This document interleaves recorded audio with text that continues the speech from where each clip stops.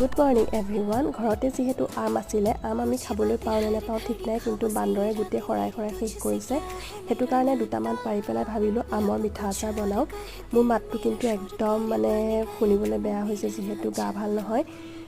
তাৰপিছত আমখিনি এনেকৈ গুটি গুচাই সৰু সৰুকৈ কাটি ল'লোঁ। এতিয়া মই সৰু সৰুকৈ কাটি লোৱাৰ পিছত ইয়াত আপুনি নিমখ আৰু চেনি মিহলা। আমখিনি যিহেতু বহুত টেঙা, চেনি আপোনাৰ 4 কাপমান আৰু মই মিঠৈও দিম। তাৰপিছত মই ইয়াত 2 ঘণ্টামানৰ কাৰণে ৰাখি দিলোঁ। চেনি আৰু নিমখৰ যেতিয়া পানী ওলাইছে দেখিছেনে, আমখিনি কোমল হৈ গৈছে। এতিয়া মই কেৰাহীটো গৰম কৰি পেলাই আমখিনি তেনেকৈ পানীৰ সৈতে দি দিম, চেনিৰ পানীখিনিৰ সৈতে দি দিম। চেনিখিনি যেতিয়া ডাঠ হৈ আহিব তেতিয়া মই ইয়াত হালধি, তাৰপিছত ৰেড চিলি পাউডাৰ আৰু গুড় মিহলাইছোঁ, যিহেতু বহুত টেঙা আছিলে আমটো, কেঁচা আম। এতিয়া মই এক্সট্ৰাকৈ টাৱাখনত মিঠাতেল দি পেলাই ইয়াত মই গৰম কৰি লোৱা মছলাখিনি খুন্দি দি তাত তেলখিনি দি দিছোঁ।